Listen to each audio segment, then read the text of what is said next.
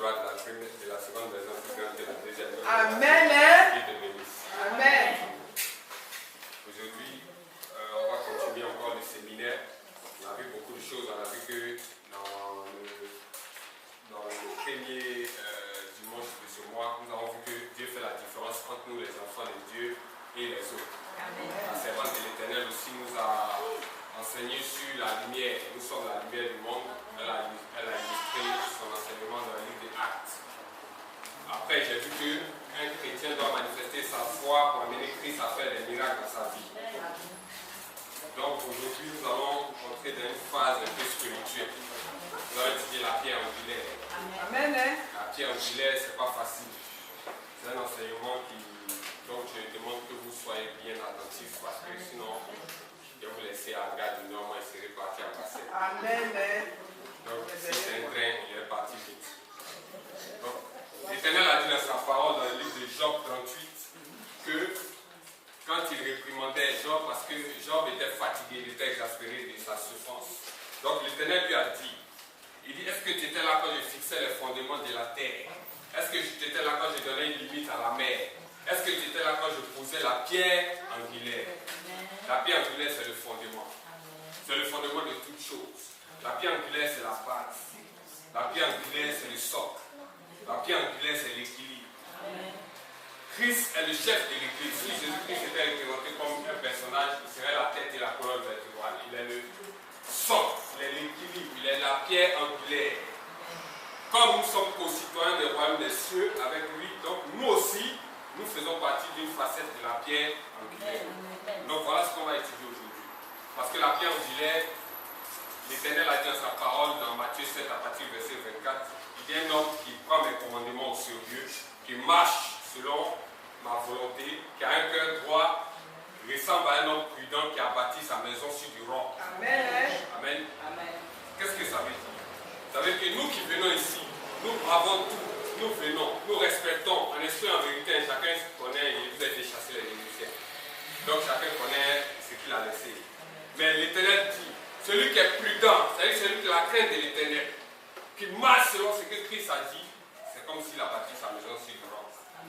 C'est-à-dire qu'il a bâti sa maison sur du solide. Il a bâti sa maison sur quelque chose qui ne peut pas disparaître du jour au lendemain. Mais celui qui foule au pied cette transgression, ressemble à quelqu'un qui a bâti sa maison sur du sable. C'est-à-dire que quand on va à la plage, hein, nos enfants, ils font les maisons, les châteaux, quand la vague vient, et puis c'est fini. Vous avez compris? Donc il y a une différence. En tant qu'enfant de Dieu, notre identité, c'est la pierre angulaire. C'est-à-dire que nous avons pris appui sur Christ. Il est notre équilibre. Nous ne pouvons rien faire sans lui. C'est vrai, on a la foi, Dieu a fait la différence, il nous a choisis. Mais sans Jésus-Christ, actuellement, là, tu ne peux pas aller défier un sorcier. Il va te mettre au pas. Donc c'est Christ qui est notre pierre angulaire. La pierre qui a fait tomber Goliath, c'est Christ. La pierre qui a frappé le géant de Nebuchadnezzar dans son rêve, c'est encore l'Église. L'Église veut dire mise à part, ça vient du mot ecclésia, ça veut dire mise à part. Dieu nous a mis à côté. Et à la tête de cette Église, notre identité est représentée par quelqu'un qui s'appelle Jésus-Christ. On va prendre notre livre dans le livre de Psaume 118 à partir du verset 21 à 23.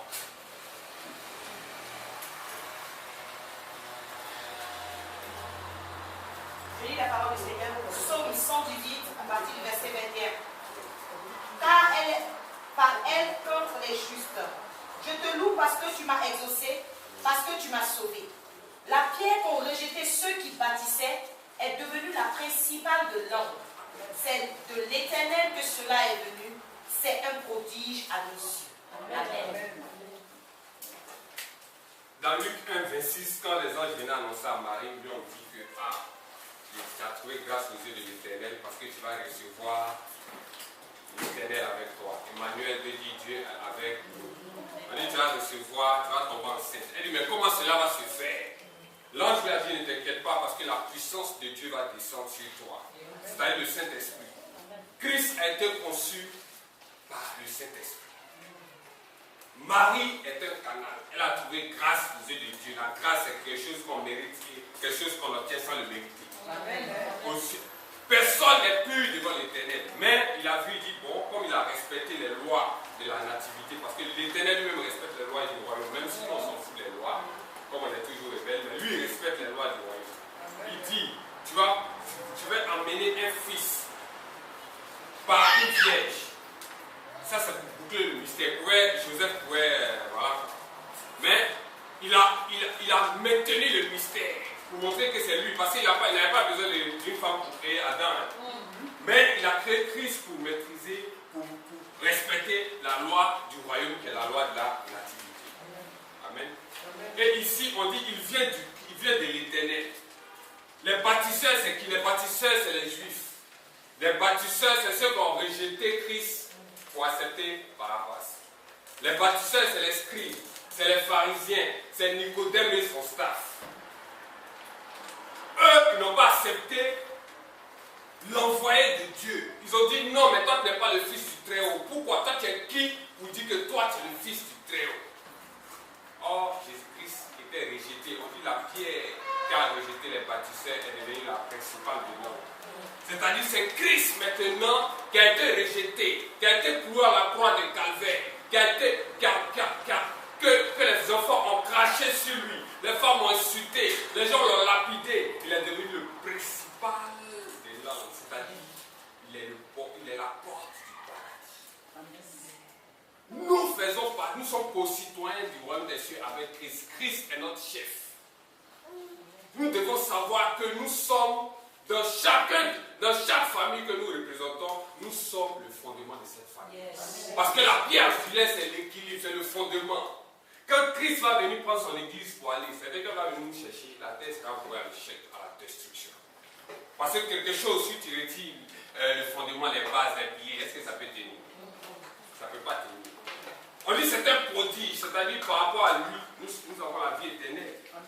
Si toute langue confessera son nom, c'est-à-dire que si tu as péché 14 000 fois avant, au temps des Lévites, on coupe ta main. Si tu as péché par ta main droite, si tu as giflé ta femme avec ta main gauche, on coupe ta main gauche. Mais avec Christ, tous nos péchés sont finis. Il n'y a plus de condamnation parce que lui, il a payé le prix à la croix. Il est la pierre angulaire, la pierre que nous devons prendre appui sur lui. Tout ce que nous devons faire en tant qu'enfants de Dieu, nous devons savoir qu'il y a quelqu'un qui est notre équilibre. Il est sans tache, il n'a pas de péché. Donc, un chrétien doit laisser ses fautes, son amertume, ses imaginations. Parce que 1, 2, 3, j'ai vu une vision, ce sont ces visions, ce ne sont pas les visions de l'Éternel. Amen. Jérémie 23 dit, il dit, ne pensez pas que vos rêves que vous faites à vos imaginations, ça vient de Dieu. Parce que Dieu, il est saint. Vous venez dans son parvis, il faut savoir que celui qui est ton équilibre, qui est Jésus-Christ de Nazareth, est un homme 100% saint. Je peux dire 1000 fois saint. Mais il est en nous. Il est en nous parce que simplement l'Éternel a dit, il a été rejeté.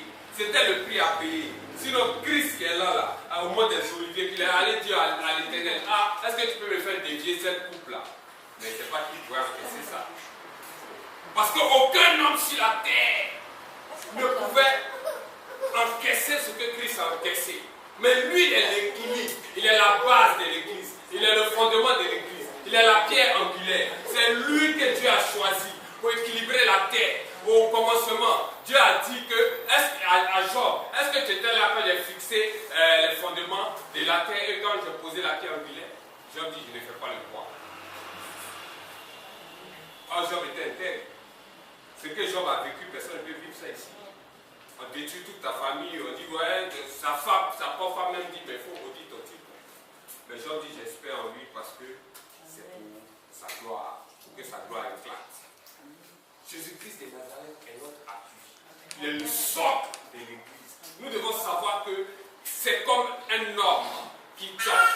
Vous êtes des jumeaux. Il y a quelqu'un il tue son frère et il tue quelqu'un dehors, il vient sa chemise pleine de sang. Son frère dit, donne-moi ta chemise. Tiens ma chemise blanche et puis moi-même il donne à la police. C'est ce que Christ a fait pour nous. Il a pris sur lui tous nos péchés. Parce qu'il est la pierre angulaire. On va pas Isaïe 28. verset 16. Ésaïe 28.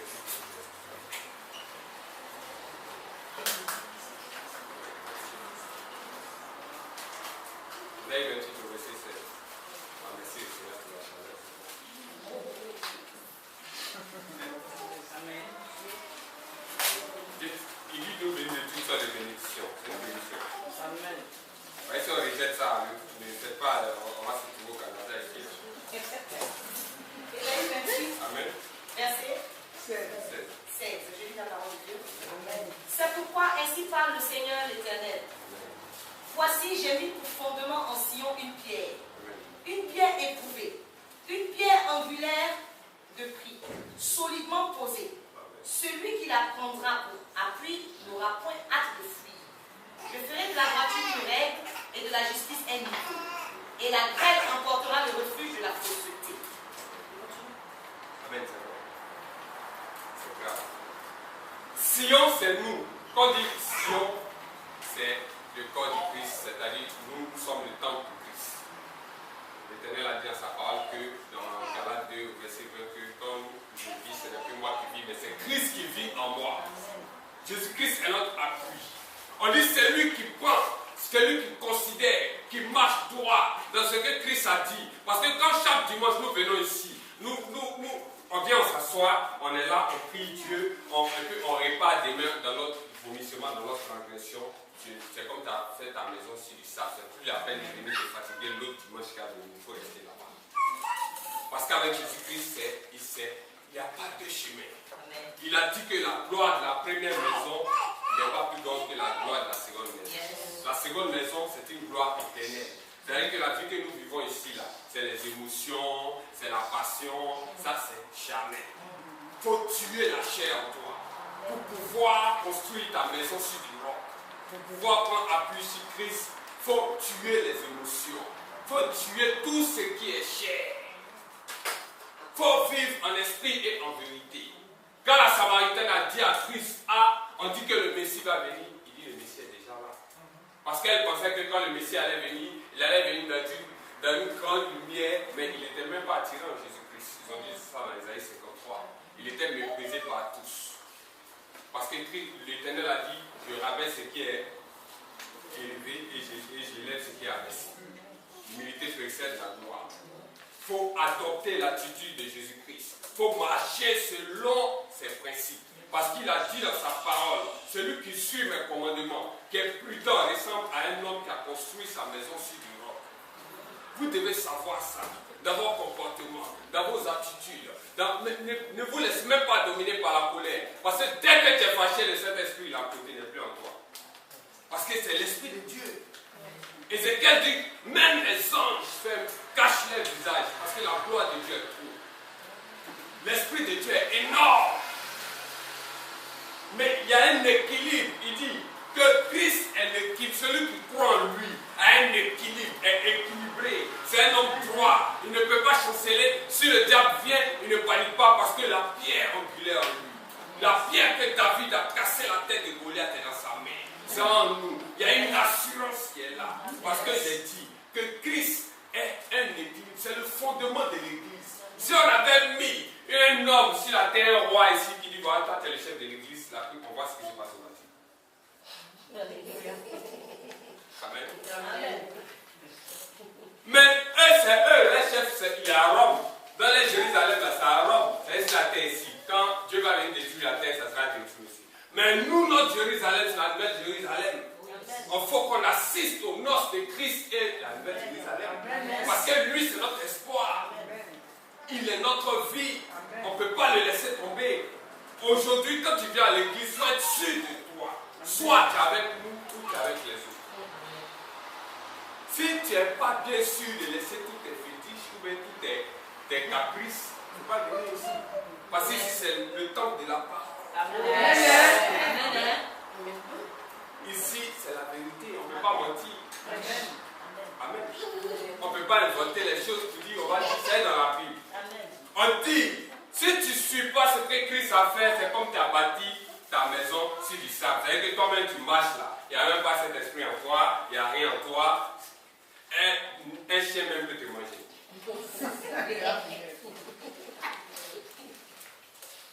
Parce que tu n'as pas d'appui. Jésus-Christ est notre appui. Il est la pierre angulaire. Il est la force de l'Église. Nous devons savoir qu'il y a quelqu'un qui est fort qui est en nous. Quelqu'un qui est fort. Parce que si demain, nous sommes éprouvés, et puis on se tourne, on va voir le marabout, ou bien on va voir la sirène des autres, on dit, ah, voilà ce qui s'est passé. Parce que les marabouts, quand vous allez les voir, la sirène, en même temps, lui, il te dit, demain, il faut venir le lendemain, il aussi pousse, on voit de la laverie, il dit, ah, la femme qui a cassé l'œil du monde, c'était là, elle est venue. Et puis c'est fini pour toi. Non, mais c'est ça, parce que c'est la guerre entre. Nous mourons en guerre comme Satan. Non, on n'a pas besoin, il n'a plus peur de dire son nom parce qu'il est vaincu. Dieu a dit dans sa parole dans Ézéchiel, maintenez-le dénudé comme il était. Parce que Satan est vaincu, il n'a plus de force. Mais pourquoi il prend le meilleur sur nous? Alors que nous avons la pierre angulaire en nous, alors que nous avons la base en nous, alors que nous avons le pilier du monde en nous. Si l'église n'est plus sur cette terre, la terre est vouée à la destruction. Parce que quand le sang de Jésus a touché la terre a tremblé. Yes. Parce qu'il allait expirer, la pierre angulaire allait bouger, il y a eu tremblement de terre. Les tombeaux se sont ouverts.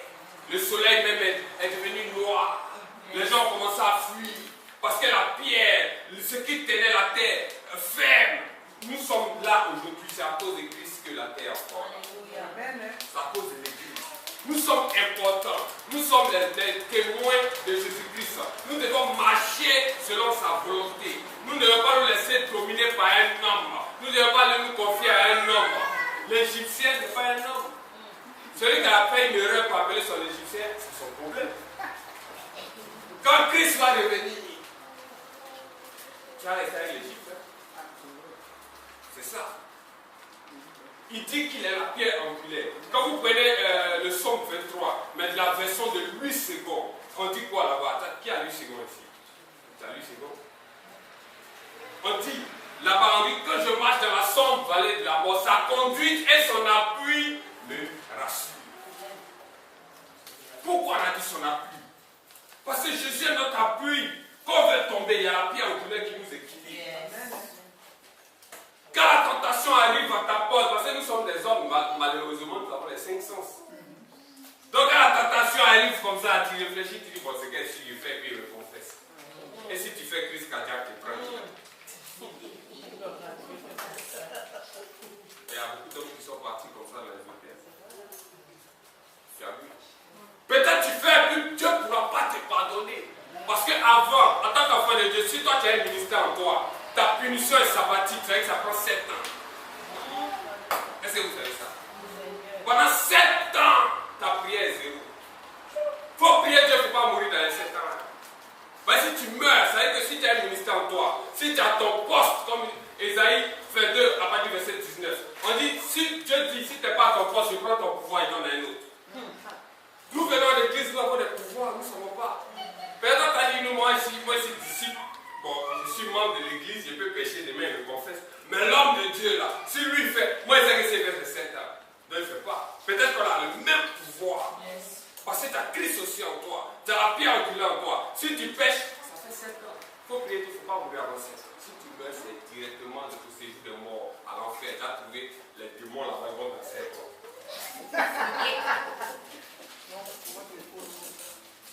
Tu as vu? Il faut faire attention. Parce que Satan, il sait ça. Satan, c'est un usurpateur. Il a été frappé, il n'a plus de force.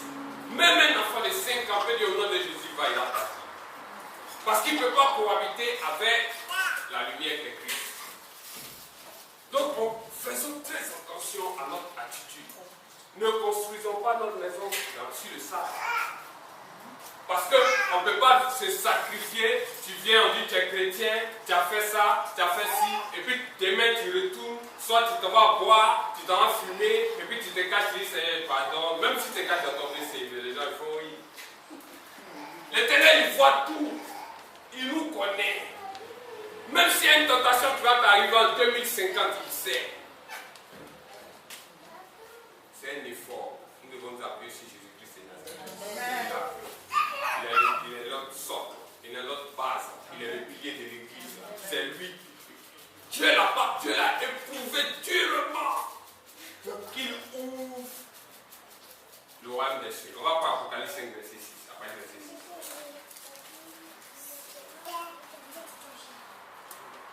Apocalypse 5, à partir du verset 6 à 10. On va lire ça. À partir du verset 6 à 10. On va lire. Je lis la parole. Apocalypse chapitre 5, à partir du verset 6 jusqu'à 10. Et j'entendis au milieu des quatre êtres vivants une voix qui disait: une mesure de blé pour un denier, et 3 mesures d'orge pour un denier, mais ne fais point de mal à l'huile et au vin. Quand il ouvrit le 4e sceau, j'entendis la voix du 4e être vivant qui disait: viens et vois. Je regardai et voici parut un cheval d'une couleur pâle. Celui qui le montait se nommait la mort, et celui des morts l'accompagnait. Le pouvoir leur fut donné sur le quart de la terre, pour faire périr les hommes par l'épée, par la famine, par la mortalité et par les bêtes sauvages de la terre. Quand il ouvrit le 5e sceau, je vis sous l'autel les âmes de ceux qui avaient été immolés à cause de la parole de Dieu et à cause du témoignage qu'ils avaient rendu. Ils criaient d'une voix forte en disant: jusqu'à quand, souverain, saint et véritable, t'as-tu à juger et à tirer vengeance de notre sang sur les habitants de la terre? Amen. La parole de Dieu est notre sang. Amen. Ici, l'Éternel nous dit quoi? Il dit: il a vu un cheval. Il y avait l'homme, c'est la mort qui est sur ce cheval. La mort rose. Et tous ceux qui ont été tués à cause de Christ, c'est-à-dire nous qui sommes persécutés dans ce monde-là, à cause de Jésus-Christ, à cause de la parole de Dieu. Nous crions à Dieu, quand la vengeance va venir, qui n'est pas fatigué de vivre dans ce monde pourri? Moi, je suis fatigué. Tout le monde est fatigué. On est exaspéré, le monde est gâté. Il n'y a plus de... L'adultère est devenu un truc passif.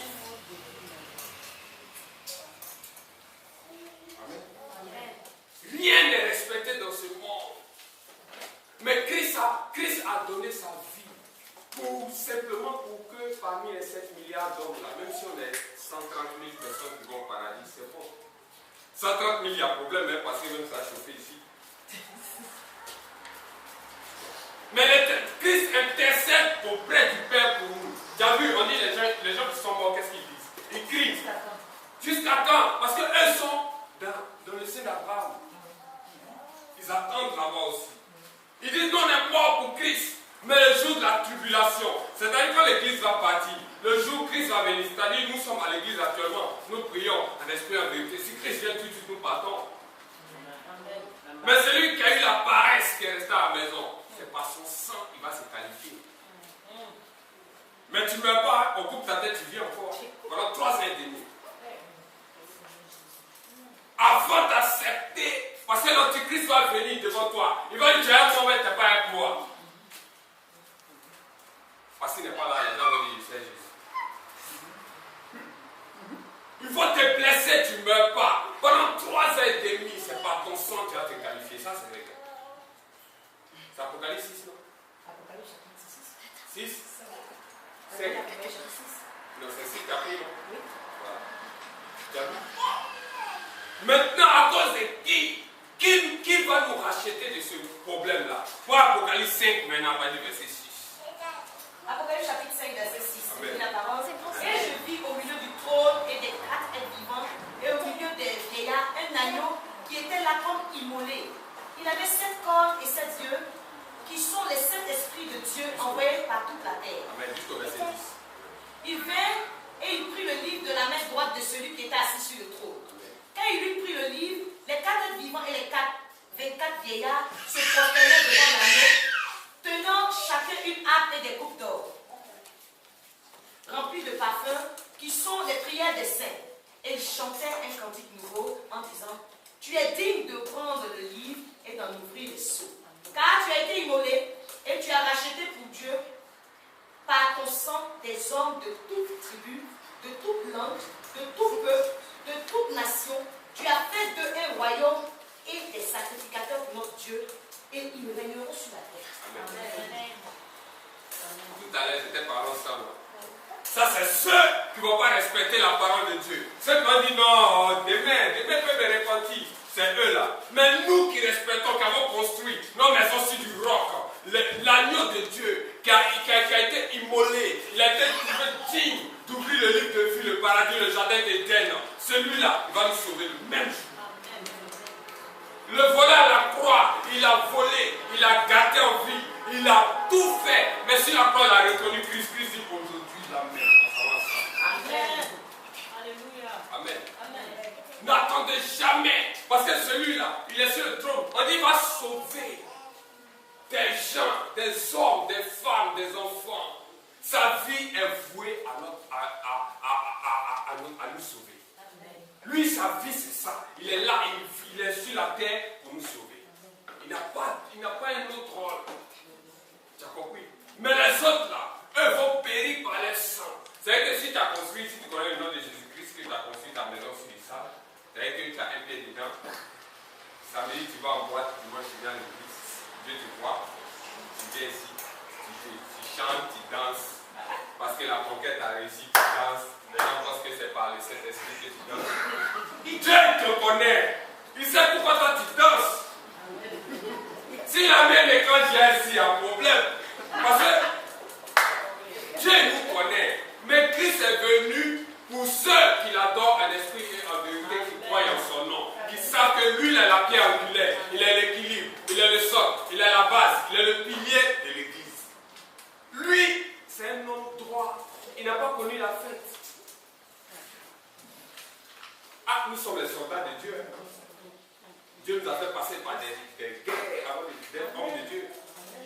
On est passé par des choses bizarres. Mais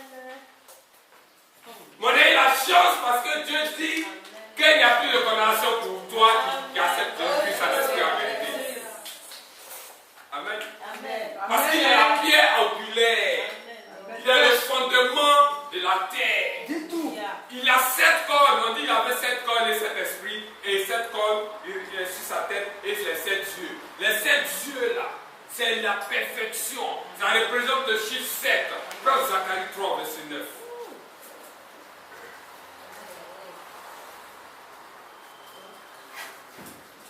Zacharie chapitre 3, verset 9. Amen. Je lis la parole de Dieu.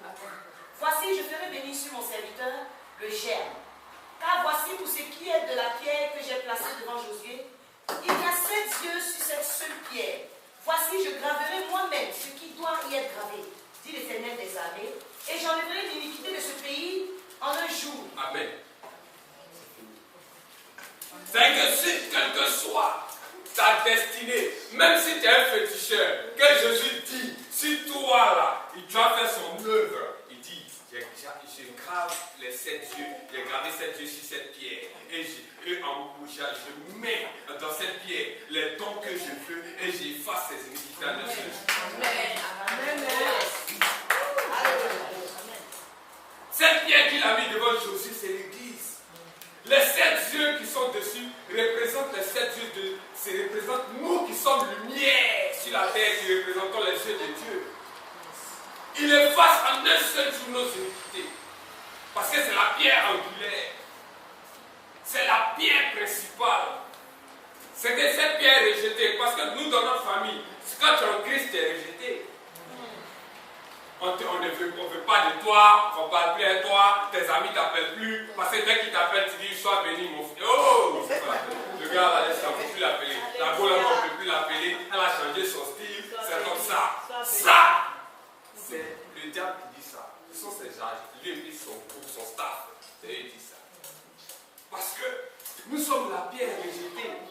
Mais dans notre famille, on a la pierre principale. Amen. Parce que si Dieu doit venir et prendre quelqu'un dans la famille, c'est à cause de toi la lumière. Parce que quand l'ange va venir enlever les gens sur la terre, il va dire, mais il y a une lumière là-bas. C'est à cause de toi seul qui était rejeté par ta famille, mais c'est toi qui es l'équilibre de cette famille qui a fait. C'est important. Toi-même, toi qui es rejeté dans toute la famille, on ne parle pas de toi, mais s'ils savent que c'est à cause de toi la famille là aussi. Dieu dit le face. Parce que si tu es le choix de Dieu, Christ, il est le choix de Dieu. Mais nous sommes le choix de Christ. Christ nous a choisi. Voilà. Moi, je combattais avant quand on dit témoin de Jéhovah. Je mets ma chaise et puis je prends mes deux pour aller. On discute jusqu'à midi. Mais parce que les écailles n'étaient pas encore tombées. Ils ne savaient pas ce qu'ils faisaient. Donc chaque jour, je demande pardon à Dieu, vraiment, il ne faut pas te rappeler les anciennes choses.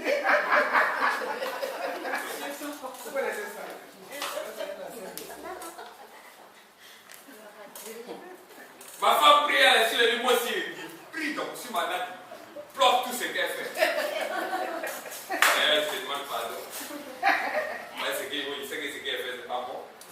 Donc chaque jour, il demande pardon, parce que pas, il ne parle pas aussi, il ne parle pas. Il dit, il était pardonné. Mais est-ce que c'est vrai? Amen. Amen. Comme nous sommes la lumière du monde, nous sommes l'équilibre de notre famille. Parce que Jésus-Christ a été rejeté par les Juifs. Mais il est devenu aujourd'hui, on le cherche. Parce qu'il pleurait quand il rentrait à Jérusalem, il pleurait. Parce qu'il avait fini son ministère. Les femmes criaient Hosanna, Hosanna, ils sont contents de lui pleurer parce qu'ils savaient que vous criez Hosanna là. Vendredi, vous allez les chasser devant le conseil.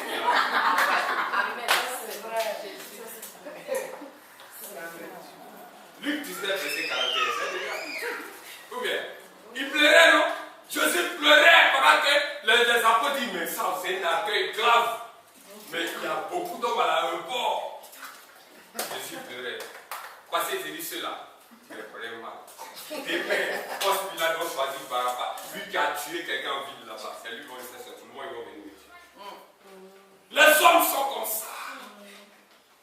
Mais c'est vrai que la vérité. Si une prothèse sort ici, mais les enfants vont connaître l'identité de leur maman.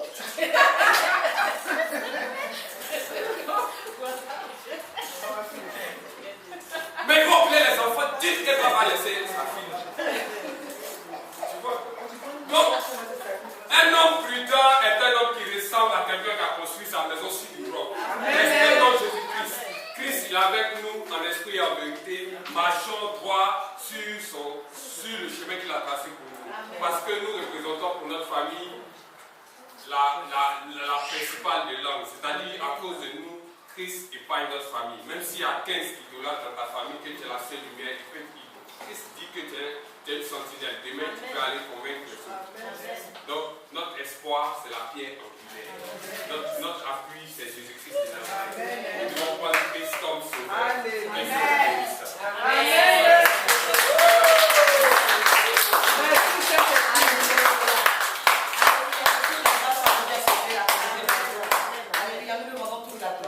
Ici, tu es au temple de la parole, comme on a commencé depuis la dernière fois, on a dit il faut que la parole puisse te graver. Alléluia. Lorsqu'on dit le temple de la parole, ce qui caractérise le temple de la parole, c'est la parole de Dieu. Amen. La parole de Dieu est diffusée en boucle.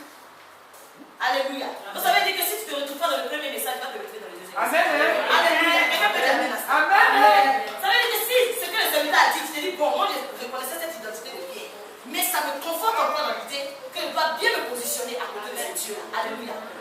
Donc peut-être qu'il y en a qui n'ont pas ce problème-là. Tandis qu'il y en a d'autres qui ont ce problème. Alléluia. Les 5 dons de la main ne sont pas pareils. Mais au sortir de ce lieu, la Bible déclare que nul ne vient dans la présence de Dieu et il ne pas comme il est. Alléluia. Certainement tu es venu avec une faille en toi. Mon nom de Jésus, tu sortiras sans cette faille. Tu sortiras restauré. Tu sortiras transformé, ton langage va changer. Que tu le veuilles ou pas, là, c'est l'on t'a dit tout à l'heure, ça ne dépend même pas de toi. À partir du moment où le Seigneur a programmé que tu sois béni. Si tu te retrouves, même dans un puits, tu es béni. Tu te retrouves en prison, tu es béni. Joseph était programmé pour être premier ministre. Même dans le puits, cette identité est en lui. Amen. Même qu'elle avait été vendue, on l'a déshabillé, on l'a attaché. Mais il n'avait pas changé d'identité. Il était toujours Joseph, son rêve n'avait pas changé. Alléluia. Son rêve n'avait pas changé. C'est pourquoi je veux parler à quelqu'un ce matin. Quel que soit ce que tu traverses, quel que soit ce que tu vis, ne permets jamais à l'ennemi de t'empêcher de vivre. Amen. Alléluia. Ce que Dieu a dit va s'accomplir dans ta vie. Même si ce n'est pas ce que tu es en train de voir, ça n'a pas changé ce que tu as dit. Alléluia. C'est tellement ça tarde. Mais attends tranquillement. C'est difficile aussi d'attendre. Alléluia. C'est pourquoi lorsque le Seigneur me regarde, il dit j'ai regardé sur toute la terre. Je n'ai pas vu un homme qui est plus patient que Moïse. Alléluia. Moïse était un homme qui était caractérisé par sa patience. Même Abraham n'était pas plus patient que lui. Si Abraham était plus patient, il n'allait pas prendre la servante de sa femme pour faire un enfant. Alléluia. Il allait attendre tranquillement que son Isaac. Dis amen à ça. Amen. Nous bénissons le nom du Seigneur pour la vie de son serviteur. Amen. Amen. Vous savez, la Bible déclare que ceux qui prêchent le vont être jugés plus sévèrement. Amen. Donc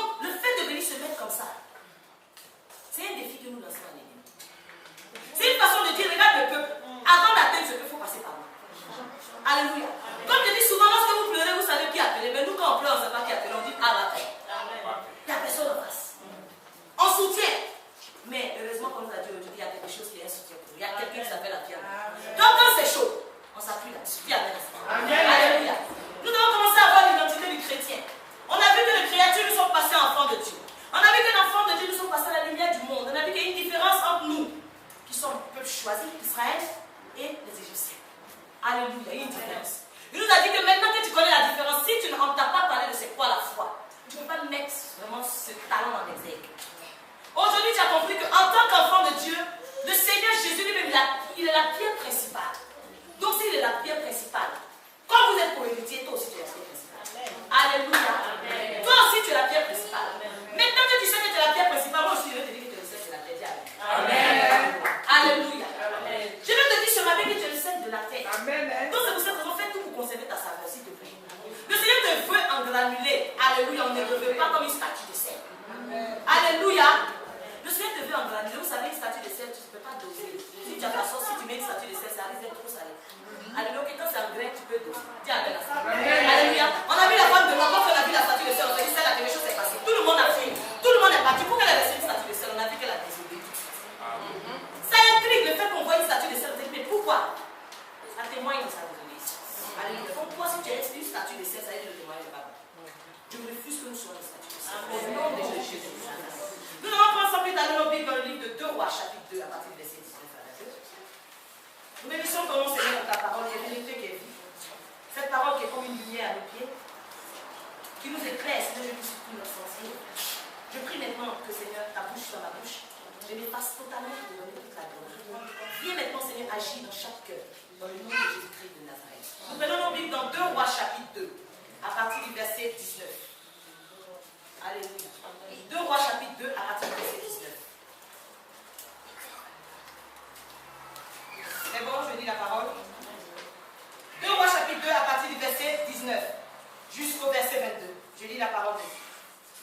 Les gens de la ville dirent à Élisée, voici, le séjour de la ville est bon. Alléluia. Arrêtez de faire trop de mouvements, s'il vous plaît.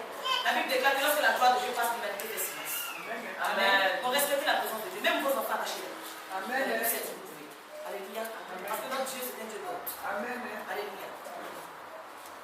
Les gens de la ville dirent à Élisée, voici le séjour de la ville est bon, comme le voit mon Seigneur, mais les eaux sont mauvaises. Et le pays est stérile. Il dit, apportez-moi un plat neuf et mettez-y du sel. Et ils le lui apportèrent. Il alla vers la source des eaux et il y jeta du sel. Et il dit, ainsi parle l'Éternel, j'assainis ces eaux. Il n'en proviendra plus ni mort ni stérilité. Et les eaux furent assainies jusqu'à ce jour selon la parole qu'Élisée avait prononcée. Amen. Amen. La Bible déclare que les eaux étaient mauvaises. Mais selon la parole qu'Élisée a prononcée, jusqu'à aujourd'hui, ces eaux-là sont assainies au nom de Jésus. Quand tu vas reconnaître ton identité en tant que celle de la terre, tu vas savoir une chose. C'est que depuis le jour où tu as dit Seigneur, je t'accepte comme mon Seigneur, mon sauveur, tes fondements ont été assainnis au nom de Jésus. Alléluia. Amen. La Bible dit que voilà qu'Élisée va rentrer dans une ville. Il va regarder, les enfants de cette ville vont venir dire, regarde, tu regardes le séjour est bon. Tu regardes la ville, certainement il y a de beaux bâtiments. Tu te dis, oh, j'aimerais bien vivre dans cette ville-là. Mais je te dis quelque chose.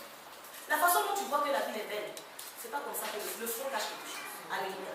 Le séjour est bon, mais les eaux de cette ville sont très mauvaises, elles sont stériles. Tu regardes les eaux comme ça, l'eau est bien claire, certainement. Tu regardes l'eau, ça bouge bien. Tu penses qu'il y a des poissons à l'intérieur, il n'y a rien à l'intérieur. Alléluia. Certainement c'est ton cas. Tu es chrétien, lorsqu'on te regarde ton apparence, on t'envie. Mais au fond, tu vis des choses qu'on ne peut pas imaginer. Je te dis que tu vis ces choses parce que tu ne connais pas ton identité. Alléluia. Il y a quelque chose d'anormal certainement dans ta vie que Dieu veut changer et rendre ça normal. Alléluia. Tu es un chrétien certainement où tout va bien en surface. Mais lorsqu'on va à la source, il y a des problèmes. Alléluia. Là où Dieu s'attend à ce que tu sois productif, tu es stérile. Là où Dieu s'attend à ce que tout ce que ta main touche produise, rien ne produit. Là où Dieu s'attend à ce que lorsque tu entreprends, tout marche. Lorsque tu touches, même ça s'écarte. Alléluia. Aujourd'hui, beaucoup d'enfants de Dieu sont devenus amers à cause de la souffrance. Mais laisse-moi te dire que la parole de Dieu déclare qu'il a plu à Dieu de faire passer son fils Jésus par la souffrance, afin qu'il puisse être humble, que Dieu puisse le vivre. Alléluia. Donc certainement tu te dis, mais pourquoi je souffre comme ça? Mais c'est un plaisir pour le Seigneur de te faire passer par là, parce qu'il veut ressortir le meilleur de toi. Alléluia. Parce qu'avant que l'or soit l'or, comme tu vois, tu dis, hey, c'est joli, ça passe par le feu. Alléluia. Maintenant, si toi tu ne veux pas achever ce processus-là, on va te donner l'or, tu vas penser c'est l'or que c'est ta boutique. Dis amen. Amen. Beaucoup d'enfants de Dieu sont venus amen, comme je dis, à cause de la souffrance du passé. Et ils ont même cette amertume-là encore dans la présence de Dieu. Beaucoup viennent adorer Dieu avec l'amertume. Mais pourtant, le Seigneur s'attend à ce que ce soit une adoration vraiment pure, qui montre vers son trône. Aujourd'hui, on va se demander, comme ma fille me demandait ce matin, mais tu dis, tu vas parler sur le sel. Tu vas dire, Alléluia. Un enfant de 9 ans qui est intrigué, vous dit, mais qu'est-ce que tu peux dire sur le sel? Je sais que le sel, on peut parler. Et maintenant, tu dis qu'un chrétien est le sel.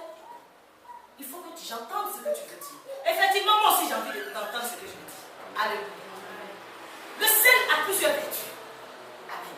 Lorsque tu prépares et que tu mets le sel, ce sel-là vient influencer ta nourriture. Amen. Ce sel-là peut influencer ta nourriture positivement comme négativement. Alléluia. Ça influence ta nourriture positivement lorsque c'est dosé. Quand c'est pas dosé, on ne peut pas manger. Alléluia. Vous pouvez accepter qui rit. Je n'indexe personne, s'il vous plaît. Alléluia. On prêche l'évangile. Gloire au Seigneur. Amen. Là, quand on commence à prêcher, lorsqu'on se met sur la chair, on ne peut plus parler de la chair. Alléluia. On parle selon la chair, pas selon l'esprit. Alléluia.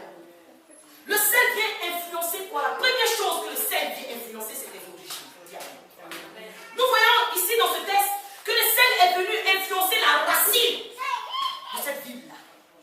Le sel vient influencer ton origine pour toi. On a dit que tu es passé du stade de créature de Dieu à enfant de Dieu. Tu es passé lumière du monde, toutes ces choses-là. Mais il faut savoir une chose, comme le serviteur vient de nous dire, qu'avec Christ en tant que pierre angulaire, c'est une question d'équilibre. Un chrétien qui n'est pas équilibré, Dieu ne peut rien faire avec lui. Alléluia. Même toi-même, un exemple très simple.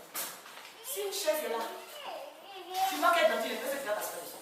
Et vous voulez que le Seigneur vienne s'asseoir pour prêter. Alléluia.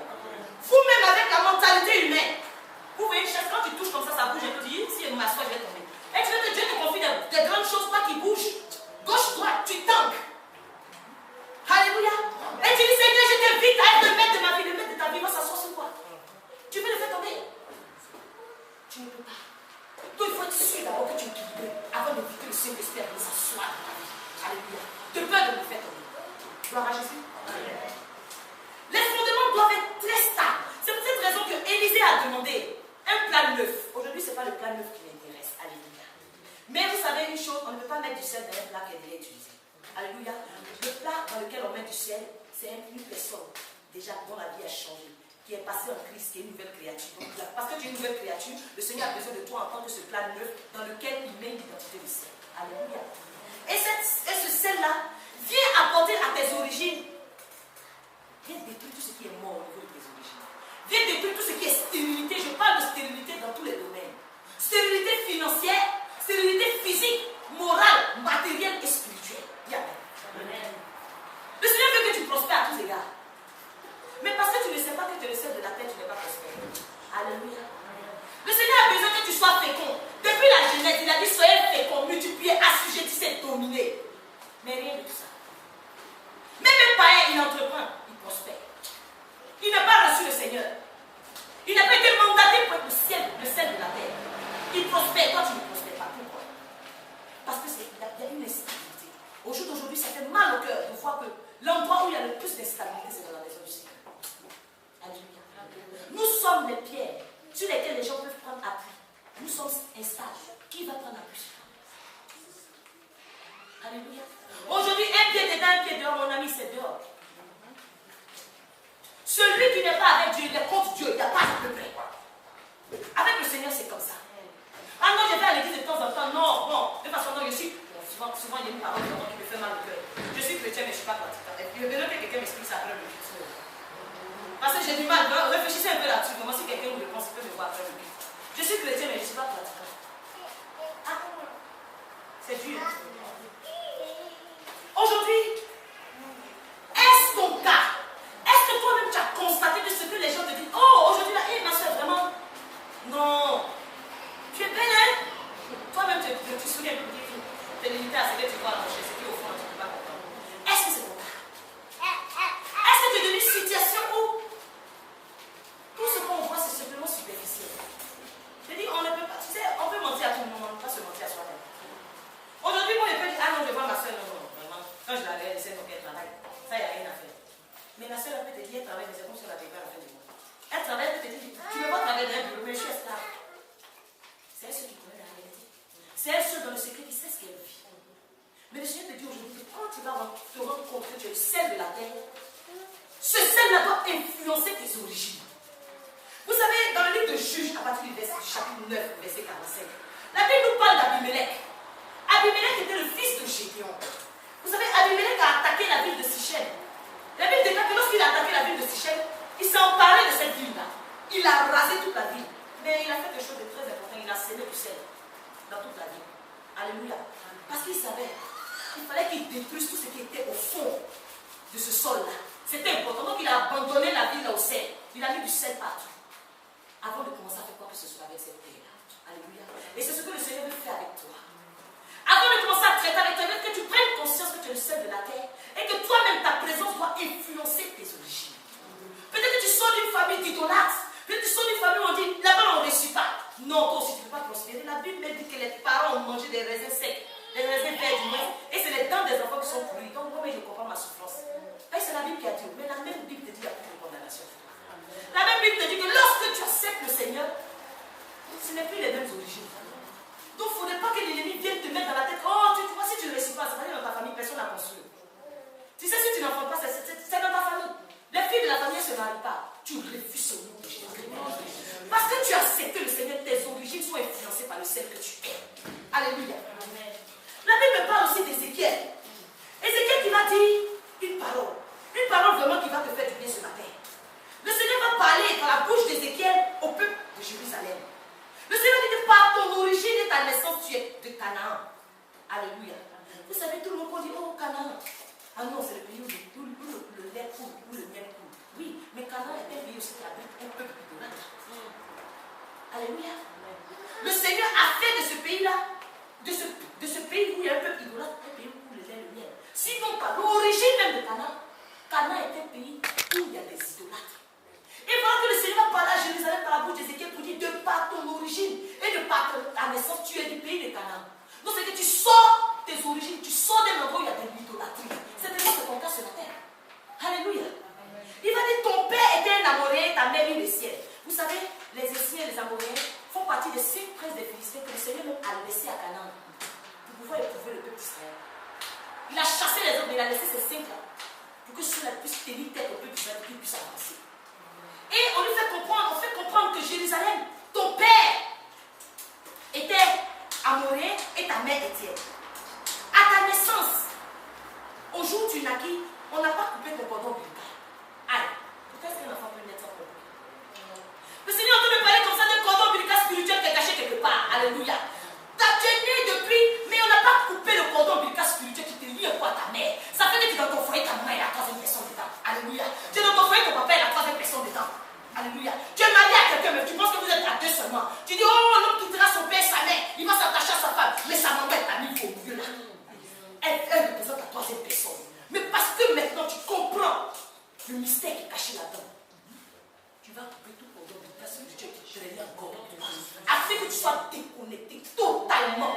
Qu'il n'y ait plus aucun lien. Parce que longtemps tu es passé par la délivrance, mais tant que ce lien est encore là, les transmissions se font. Parce que c'est par le cordon ombilical qu'elle va faire une vie. Alléluia. Tout ce que ta mère fait, tu es ici, tu dis non, je vais à l'église, je ne fais pas fétiche. Elle va consulter automatiquement, ça te transforme. C'est transmis par le cordon ombilical.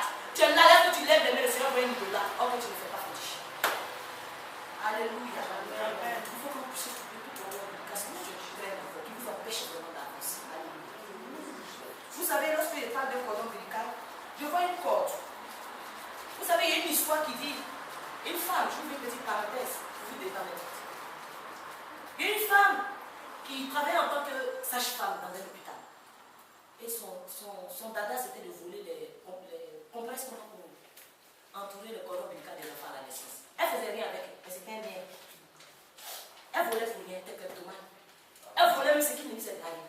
Vous voyez, si quelqu'un est dans ce cas, tout ça, il est bon. Alléluia. Elle volait toujours les condoms, les bandes. Elle volait les princesses chez elle. Mais c'était une femme qui craignait Dieu. C'est une femme qui priait lorsque tu la vois, donc tu as vu Jésus. Alléluia. Mais son petit-fils, c'est vrai. Et on nous explique que l'enlèvement a eu lieu. Puisqu'elle craignait Dieu, elle était enlevée. Mais elle était enlevée jusqu'à un moment donné, elle ne pouvait plus avancer. Donc les gens qui étaient restés à terre crient, oh, c'est ce qu'il avait vu là. Toutes les banques qu'elle avait volées, ça va cacher son prince. Alléluia. Toutes les banques qu'elle avait volées, ça va cacher son pied. Alléluia. Donc il faut savoir que s'il y a des liens que tu n'as pas coupés, les liens qui sont cachés quelque part, les petits vols, de toute façon, on rentre dans un supermarché, on déballe le bonbon, on avale, et puis on dit non, on ne paye pas la caisse. Dieu te voit, le jour où il y aura l'enlèvement, tu vas te connaître qu'un petit carton, un petit paquet de bonbons t'attache ici. Je vous vous dire la vérité, vous savez, on dit souvent, c'est un petit péché mignon. Non, hey, j'ai fait ce que j'ai volé. Et moi, c'est payant. S'il te plaît. Amen. Je ne sais pas pourquoi le Seigneur m'amène à vraiment nager dans ce domaine-là. Mais que celui qui a vraiment les oreilles entende ce que les gens disent. Alléluia. Ne permets à rien qui t'empêche d'avancer avec ton Dieu. Je reviens à la parole. La Bible dit, comme ton cordon ombilical n'a pas été coupé, tu n'as pas été lavé dans l'eau pour être purifié. Mais le Seigneur dit aussi qu'à ta naissance, on ne t'a pas frotté avec du sel. Alors, pourquoi à ta naissance, on ne t'a pas frotté avec du sel? Ça veut dire que lorsqu'on est, il y a certains liens qu'on hérite. Il y a des choses qu'on hérite déjà depuis le sein maternel. Et le Seigneur dit, il se plaît de Jérusalem. Ce que j'ai, c'est ça. On n'a pas frotté Jérusalem avec du sel pour pouvoir détruire tout ce qui est fondement, tout ce qui est mauvais fondement depuis sa naissance, pour que maintenant, seule personne ne vienne. Alléluia.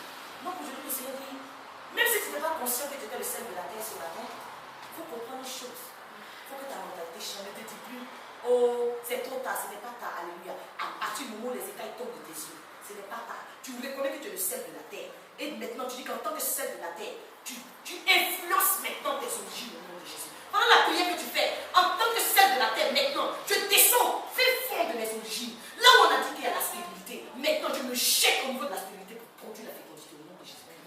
Voilà les prières prophétiques qu'il faut faire. Alléluia.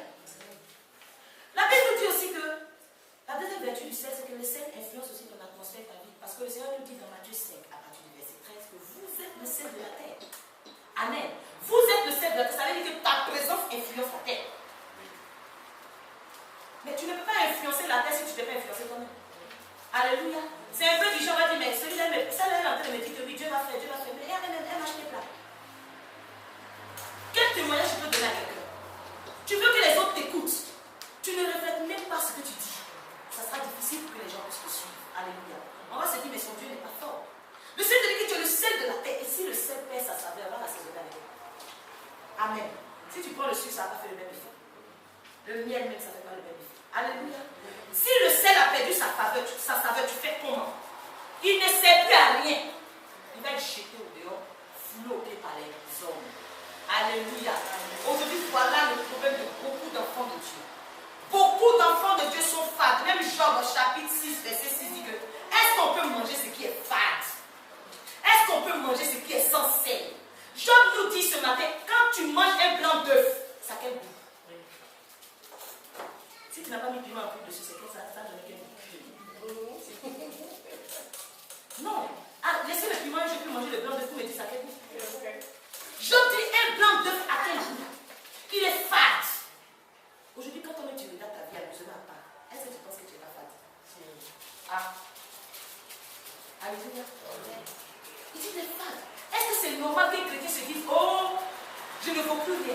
Beaucoup de chrétiens, l'ennemi a emmené beaucoup d'enfants de Dieu a dit, tu ne vaux plus rien. On ne peut plus rien faire pour moi. J'ai déjà tout fait, je ne peux pas. Je peux faire le plan d'Égypte. Alléluia. Mais je refuse que tu perdes ta saveur au nom de Jésus. Là où l'ennemi veut te faire croire que tu ne vaux plus rien. Quand tu sors de ce lieu, tu dis non, tu dois pas me dire que je ne vaux plus rien. Parce que moi-même, je suis là pour assaisonner. Je suis le sel. Je ne peux pas dire que je ne vaux rien. Et aujourd'hui, je vais te dire, enfant de Dieu, parce que tu n'es pas fade, si tu te plaît, ne laisse personne te mépriser. Alléluia. Paul va dire à Timothée, ne laisse personne mépriser ta jeunesse. Alléluia. Ne laisse personne te mépriser. Même s'il n'y a pas cette fois dans ta poche, s'il te plaît, tu vaux. Tu as du prix aux yeux de Dieu. Tu n'es pas n'importe qui aux yeux de Dieu. Si toi-même tu ne veux pas te prendre en considération, il faut savoir qu'il y a quelqu'un qui vit en haut là-bas qui te prend en considération. Alléluia. Donc il faut arrêter de faire la poubelle en quelque sorte. Alléluia. Nous faisons la poubelle pour des choses vives, pour des choses qui vont passer. La Bible dit que le ciel et la terre passeront, mais la parole de Dieu ne passera jamais. Aujourd'hui, on voit les chrétiens, ça fait mal au cœur parce qu'il y a un coup de pain, il est prêt à se mettre à genoux. Alléluia. Mais l'homme, si tu as fait, il faut dire que l'homme ne fera pas se mettre le pain. Alléluia. Le Seigneur a déjà tout programmé pour ne même pas qu'on fasse la poubelle. Regardez la Bible dit que quand tu ne sers plus à rien, tu sers à quelque chose aux hommes. Est-ce bien? Parce qu'à partir du moment où toi-même, tu réalises que tu ne sers plus à rien, ne pense pas, je te dis la vérité. Si tu te regardes dans un miroir que tu ne t'apprécies pas, c'est pas quelqu'un qui va t'apprécier. Alléluia. C'est pourquoi David vient dit, quand il se regarde, il dit, je suis une créature merveilleuse. Dieu m'a bien créé. Alléluia. Moi aussi, je peux dire, c'est pour ça que je le dis toujours. Il n'y a aucune partie de mon corps qui veut changer. Même un ou l'autre. Dieu m'a bien créé. Amen. Alléluia. C'est pour ça,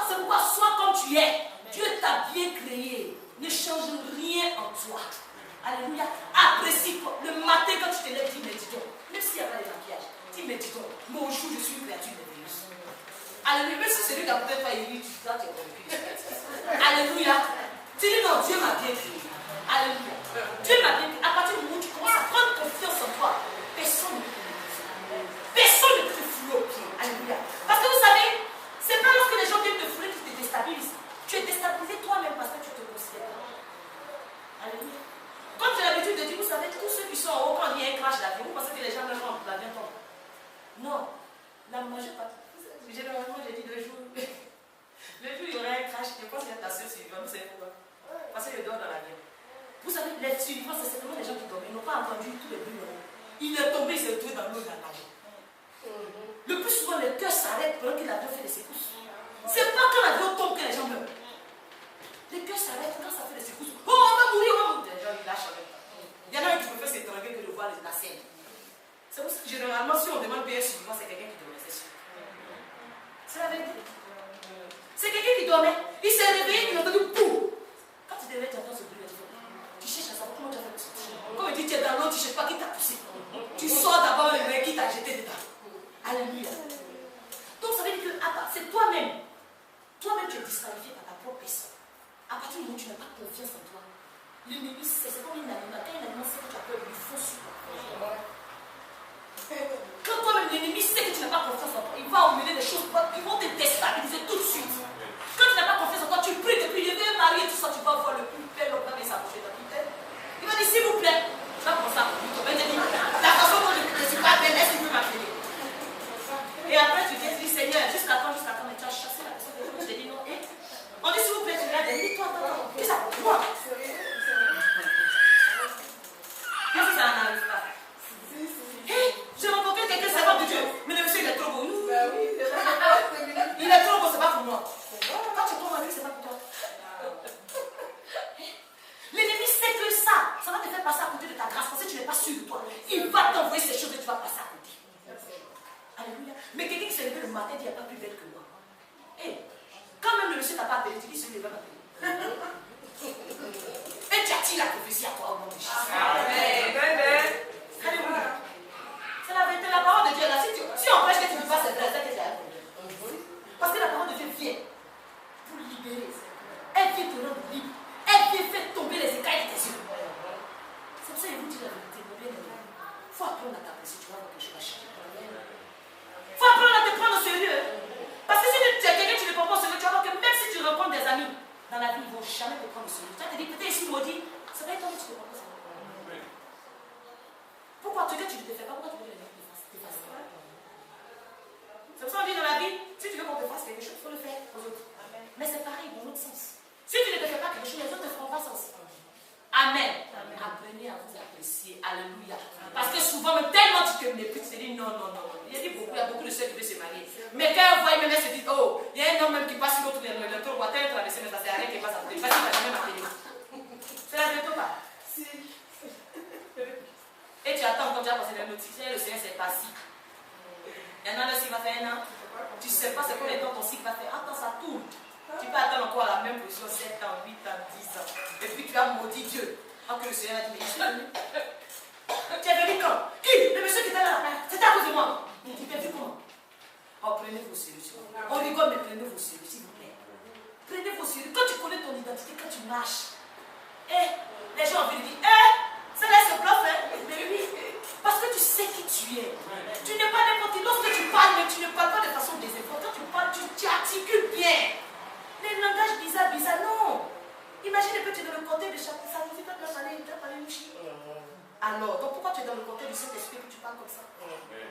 Ça veut dire qu'il y a une Seigneur. Alors, on dit non, pour avoir ce travail-là, tu sais, dans ce boulot, il faut avoir une certaine éthique. Il faut s'habiller d'une certaine façon et puis parler comme un langage soutenu. Tu parles un langage soutenu au travail et tu viens me donner le Seigneur pour venir nous parler de l'autre. Pourquoi? Aujourd'hui, nous les Ivoiriens, dès qu'on parle dehors, on ne va même pas articuler. Là, voici, quand ils parlent, on comprend même. On n'a même pas envie de les écouter, non. Là, prêcher les gens. Prenons nos sérieux. Alléluia. La Bible nous dit aussi qu'en tant que celle de la terre, tu as la capacité d'influencer ton langage. Amen. La Bible dit que quand on reconnaît un arbre à son fruit, vous savez, lorsque Pierre, on a arrêté Jésus, il voulait se cacher. Il est parti se réchauffer les sacrificateurs. Tranquillement, il s'était dit, On ne sait jamais, peut-être personne ne va me reconnaître. La femme est passée à la réalité, c'est notre Seigneur. Lui, il fait comme lui, il s'est réchauffé tranquillement. Comme s'il avait les sacrifices, il a oublié Jésus. La Bible dit qu'il a suivi Jésus de loin. Lui qui a dit, oh, si tu meurs, le ciel est toi. Malchus est venu à couper ses oreilles à cause de l'amour du Seigneur. Mais quand on a arrêté Jésus, la Bible déclare que Jean est rentré, mais puis a suivi Jésus de loin. Au moins, si le suit de loin, il va s'arrêter sur pour le regarder, c'est pas. Il allait s'asseoir tranquillement pour se réchauffer à les autres qui veulent tuer le Seigneur. La femme est venue et dit, lui, il est fait ça. Mais je reconnais ce Seigneur. Il dit qui ça? On dit, mais toi, tu marches avec eux. Il dit qu'il ment. Moi, je marche pas avec eux. La femme a dit, oh, on te reconnaît sur le même langage que là. Son langage l'a trahi. Alléluia. La dame dit, tu as le même langage que les disciples. Ça veut dire quoi? En tant qu'enfant de Dieu, le Seigneur te donne une langue exercée, une langue de disciple. Et quand tu es le seul de la terre, il y a quelque chose. Vous savez, dans Esdras chapitre 7, à partir du verset 22, vous savez, Darius, le roi Darius, puisque le Seigneur avait demandé à Esdras de rebâtir le temple. Donc le roi David va donner une édit pour demander qu'on puisse rebâtir le temple. Et il va donner cet ordre-là. Il va dire que je donne l'ordre à Esdras de quitter Babylone pour Jérusalem pour rebâtir le temple.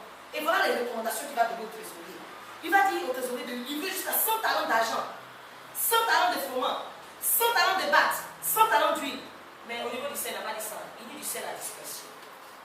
Alléluia. Il dit tu vas donner le sel, mais discrètement. Le sel à discrétion, ça veut dire de façon modérée. Alléluia. Donc un enfant de Dieu, il parle, il est discret. Alléluia. Hé, monte dans le métro et tout, les enfants de Dieu parlent. Si tu as peu de chance, tu peux avoir la grâce de sa maison. Même au téléphone. Mais donne-moi plus. Parce que tu es le seul de la terre. Maintenant, ton langage peut être modéré. Alléluia. Et que tu dois être quelqu'un de discret. Alléluia. La Bible nous parle de Hulda, il y avait une prophétesse en Israël. On n'a jamais entendu parler. Parce que son nom est Hulda, ça veut dire top. Discrétion. Alléluia. On n'a pas entendu parler d'elle. Mais elle faisait de grandes choses au milieu du peuple d'Israël. Soyez modérés dans le langage. Fuyez la vulgarité. Alléluia. Fuyez la vulgarité et l'arrogance. La Bible dit dans Apocalypse chapitre 13, verset 5, qu'à la bête qui remontait de la mer, il fut donné une bouche qui proférait des paroles arrogantes et des blasphèmes. Alléluia. Donc quand nous sommes arrogants, c'est la caractéristique de la bête. Alléluia. Quand tu es arrogant en même temps, l'ennemi, le diable se reconnaît en toi. Il ne te lâche plus. Je dis toujours une chose. Lorsque tu marches, que tu ne vois pas Satan en face de toi, ça veut dire qu'il marche à côté de toi. Alléluia. Tu fais ta marche avec le Seigneur. Tu n'es pas confronté à l'ennemi. Il ne faut pas te dire, oh Dieu est tellement avec moi. Si il n'est pas en face de toi, c'est qu'il marche. Il marche à côté de toi, mets dans la main. Parce qu'il se reconnaît à toi. Donc arrêtons d'être des personnes arrogantes. Tu dis qu'au tas qu'on ne réagit pas. Il y a quelque chose qu'on réagit automatiquement. Des insultes, des blasphèmes. Vous savez, même si tu es en colère, c'est ça la Bible dit, quand le soleil ne se couche pas sur ta colère. Même si tu es en colère, c'est mieux de te taire. Parce que lorsque tu es en colère, tu blasphèmes. Mais la Bible dit que cette bête qui remontait de la mer de l'Italie, elle avait reçu cette couche qui blasphémait aussi. Beaucoup d'entre nous aujourd'hui, parce qu'on est fâchés. Il y en a même qui disent qu'on déchirer les micros, ne plus parler à Dieu. Mais si toi tu parles à Dieu, ça va. Non, mais parce que vous savez, par moment, on a trop l'impression que Dieu a besoin de nous. On a trop l'impression que Dieu a besoin de nous. Si on met de notre tête une fois pour de bon que Dieu fait rien avec nous. Alléluia. Parce que la preuve, il va te dire que si toi tu ne veux pas le louer, il va prendre caillou. Il ne va pas dire quoi un bébé. Il te dit que lui, il tisse ses louanges des avortons. Mais il ne va pas dire non, j'ai prendre un enfant plus petit qu'elle. Au moins, ça te dit, bon, c'est un humain, il va prendre caillou. Je vous dis qu'on est petit. On n'est pas utile, aujourd'hui on se fâche, on ne fait pas ça. Ah non, non, non, le chat a suivi avec le Seigneur, mais tu te fatigues toi-même. Parce que Dieu n'a pas besoin de toi. Alléluia. C'est nous, c'est peut-être blessant, mais il faut qu'on se dise une fois pour que Dieu n'a pas besoin de nous. Alléluia. Le serviteur a dit tout à l'heure, il pouvait faire venir Jésus, mais comme il voulait respecter la loi de la nativité, il a fait venir par une femme. Elle n'était pas là, s'il n'était pas disponible, il a trouvé l'autre vierge. Alléluia. C'est simplement parce qu'elle était disponible et qu'elle répondait aux critères à ce moment-là. Si elle ne voulait pas, c'est pas simple avec le Seigneur. Alléluia. Il faut qu'on puisse changer de langage. Pourquoi? La Bible déclare que votre parole soit toujours accompagnée de grâce. Que votre parole soit toujours assaisonnée de sel. Afin que vous sachiez le décompte à chacun. Amen. Amen. Voilà le problème ici. Quand on te dit que ta parole soit toujours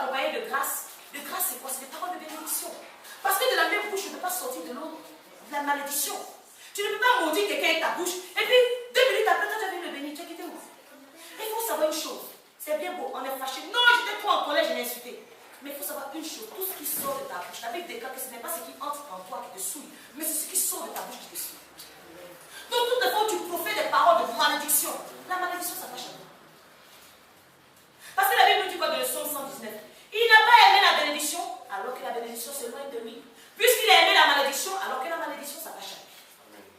Aujourd'hui, tu te dis, non, ben, ce qui est sorti là, c'est pas mon enfant. Mais avant de faire effet sur quelqu'un, ça sort quand même. Tu as le canal, ça te remplit d'abord avant de sortir. Parce que tu es, la Bible, c'est de l'abondance du cœur que la bouche parle. Donc ton cœur est souillé pour ça sort. Après, c'est ce que souillé, tu vas prendre par la douleur. Que vos paroles soient assaisonnées de sel. Assaisonnées de sel pourquoi? Assaisonnées de sagesse dans toutes choses. Vous savez, la Bible dit qu'il ne faudrait pas répondre à l'insensé dans sa folie. Sinon, tu risques de lui descendre. Mais la même Bible aussi te dit qu'il faut répondre à l'insensé parce qu'il va croire qu'il est trop sage. Ça veut dire quoi? Ça veut dire qu'à partir du moment où tu sais que tu ne vas pas avoir la sagesse pour répondre, fais quoi? Amen. Mais si tu sais que tu as la sagesse, réponds à l'essentiel afin que vraiment il se corrige. Alléluia. Donc, tu n'es pas obligé de répondre. En quelque sorte. Amen. Amen. Mais aujourd'hui, là, si on marche sur ton pied, quelqu'un qui est mort à lui, même si on marche sur ton pied, il sent la douleur. Si tu vas à la mort, tu marches sur le mort et c'est que tu dis quelque chose. De vrai. Hein? Vous savez, il y a une personne qui se plaignait beaucoup, comme on m'explique. Il y a quelqu'un qui se plaignait énormément. Bon, il y a qu'un Dieu qui lui a dit, mais tu sais, par expérience, tu vas au cimetière Père-Lachaise. À minuit, et puis tu commences à essuyer, tu vois les tombes, tu commences à essuyer tous. Essuie-les. Donc le monsieur pensait que c'était un médicament. Il s'est levé le matin, il a arrivé à Père-Lachaise. À minuit, il a commencé, il doit aider le nom de la personne, il suit. Il le suit, il le suit, il le suit. Il a crié pendant des heures, il est revenu, il est fait ses minutes. Quand tu es sûr, il n'est pas répondu bien. Dis, tu vois, ça t'enseigne quoi? Il met son nom, oui, ça concerne un enfant de Dieu. Parce que quand on dit la mort à soi, tu n'entends pas, tu ne ressens pas. Est-ce que quelqu'un dit non, elle m'a frustré, ou je suis là, même là. Elle a touché mon âme. À partir du moment où tes émotions passent, elle n'est pas comme ça. Alléluia. Amen. À partir du moment où tu dis, c'est quoi maintenant, ça me fait tout le mal. Quelqu'un qui est mort, ça fait mal. Quand le mort, les insultes, il y a des ministres, c'est comme il arrive. Il est mort. Il faut demander au Seigneur, je vais mourir à moi-même. Il faut qu'un enfant de Dieu atteigne la mort à soi, c'est important. Parce que tant que tu ressens les frustrations, on pense que tu n'es pas bon. Si toi tu as fait l'exemple, si quelqu'un te suit que ça te fait trop mal, c'est qu'il y a un problème. Tu vas commencer à travailler pour le niveau de la mort à soi. Quand je suis dit baptiste, c'est que mourir avec Christ et me ressusciter une nouvelle nature. Il faut que tu puisses mourir avec Christ. Vous savez, on se dit, oh, Jésus n'était pas comme tout le monde, mais la Bible dit quoi? Avant que Jésus commence son ministère, il est passé par les eaux du baptême. C'est pas pour rien. Parce qu'il fallait qu'il laisse sa chair là-bas. C'est qui a empêché de descendre. C'est pour ça que quand les gens étaient là, si tu es le fils de Dieu, descends de la croix, sauve-toi toi-même. Il n'a pas écouté la voix qui dit descendre de la croix. Vous pensez qu'il n'a pas vu sa maman pleurer? Il a vu pleurer. Et il demande de moi le ton vinaigre. Mais il peut se dire, mais il y a pas cela. Moi je n'ai rien fait. C'est à cause d'eux que je suis là. Combien de descendre? Il n'avait pas achevé. Mais vous savez, si tu n'es pas comme moi à toi, si tes émotions parlent, vous savez, dans l'âme, il y a les émotions, les sentiments. Et tout le sentiment. Tu es là, les sentiments, ça fait mal. Mais c'est les émotions, ça monte. Tu sens ça et puis ça monte maintenant. Alléluia. On est dans les émotions. Beaucoup d'émotions. Beaucoup d'émotions. Mon bien-aimé, si tu restes dans les émotions, tu ne vas pas comprendre pourquoi Dieu t'a arrêté. Parce que les émotions font que tu vas t'arrêter, tu vas essayer de gérer ça. Jésus devait descendre. Il dit, vous voyez venir répondre à ceux qui sont en train de ressusciter la vie de le monde, tu la crois après. Il dit, fais descendre. Mais est-ce qu'on serait sauvé aujourd'hui? Dieu a besoin de toi. Le Seigneur s'attend à toi pour accomplir de grandes choses. Mais toutes les fois où tu descends de la croix pour aller régler les problèmes qui ne te gagnent pas, tu es en train de découvrir ta mission. Alléluia. Il faut que vraiment tu changes de langage. Alléluia. La Bible nous dit aussi qu'une autre caractéristique du sel, c'est que le sel vient influencer ton offrande. Alléluia. Vous savez, le sel est une vertu de conserver. Avant, il n'y avait pas de frigidaire dans les endroits. Quand tu conserves la viande, tu mets le sel dessus, ça ne se garde pas.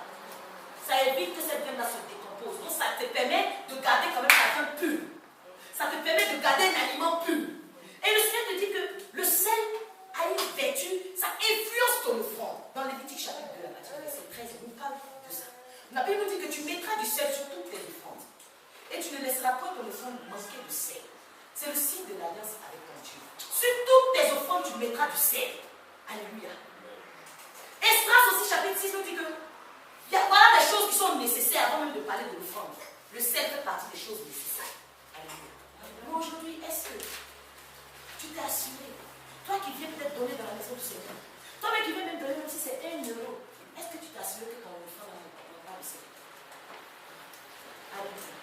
Parce que vous savez, quand tu n'es pas sincère avec le Seigneur, quand tu n'es pas sincère avec le Seigneur, tu as un pied dedans, un pied, comme on a dit tout à l'heure, un coup fétiche, un coup Dieu, c'est disant, bon, il est venu s'aimer dans la maison du Seigneur, et puis ça va effacer un peu mes transgressions. Il est venu, c'est une malédiction, je pense. Vous savez, la Bible nous dit dans Somme 119 que la prière de celui-là passe pour un péché. C'est que tu as fait, tu dis, oh, je suis en train de donner pour le Seigneur, mais tu as fait péché. Alléluia. Quand ton offrande manque de sel, tu as dit le péché. Quand tu viens donner quelque chose qui n'est pas pur, quand tu viens donner quelque chose au Seigneur que tu n'as pas abandonné au sel d'abord, tu as dit le péché. Voilà pourquoi beaucoup de personnes sèment dans la maison du Seigneur et ne le font pas. Parce que le Seigneur n'a pas agréé l'offrande. Alléluia. À compter de aujourd'hui, soyons des enfants de Dieu. Avant de s'approcher même du Seigneur. Avant même d'enlever ses pour donner. Je peux dire même à quelqu'un, si toi-même tu sais que ta vie est comme ça, quand le panier passe, il faut rien mettre. Alléluia. Parce que par expérience, nous avons vu beaucoup de personnes qui ont sémé dans l'œuf. Je vous dis la vérité. La semaine qui a suivi, des dégâts. Vous avez compris ce que je dis? Après, on a dit, oh, c'est pas une terre fertile, c'est pas une question de terre fertile. Si ton offrande manque de sel, c'est une malédiction. Dis amen. C'est la vérité. Comme je ne veux pas attirer la malédiction sur toi, si toi-même tu sais que tu n'étais pas encore décidé dans ta marche à Dieu, le même argent, tu sais que tu as 100 euros, tu fais 50 euros pour faire le marabout, et puis 50 euros, tu divises le Seigneur. Le marabout, peut-être que tu as pensé que c'est la grâce, mais le Seigneur va te frapper dans les minutes qui suivent. Alléluia. Donc je dis, je le répète, si tu es sûr que ton enfant, tu n'as pas abandonné au Seigneur, fais le Seigneur aller à la Seigneur. Alléluia. Que celui qui est désolé entende ce que dit l'Esprit. Peut-être que quelque part d'autre va vous cacher ces principes-là. Peut-être que quelque part d'autre va dire, ah non, non, de toute façon on cherche à s'enrichir. Mais l'œuvre du Seigneur, moi je suis déjà allé charger. Parce que l'eau et l'argent appartiennent à Dieu. Alléluia. L'eau et l'argent appartiennent à ton Père. Alléluia. Donc ici, ce qui m'intéresse, c'est que tu puisses croître spirituellement. C'est ta croissance spirituelle qui m'importe. Et je sais que c'est la préoccupation du Seigneur aussi. Alléluia. Que le nom du Seigneur soit béni. Mais vous savez, au jour d'aujourd'hui, c'est vrai, il y a l'offrande que tu t'offres, mais il y a la partie où tu t'offres toi-même en sacrifice à Dieu. Où tu dis, Seigneur, mon corps est un sacrifice. Seigneur, regarde, je n'ai même pas, je n'ai ni or ni argent. Mais ce matin-là, je viens te donner ma vie. Seigneur, j'aurais voulu me mettre aussi dans le panier. Mais tu dis que toi, tu prends pas plaisir à la reste des deux. Je n'ai rien. Mais ce que j'ai, je sais que ça va toucher ton cœur.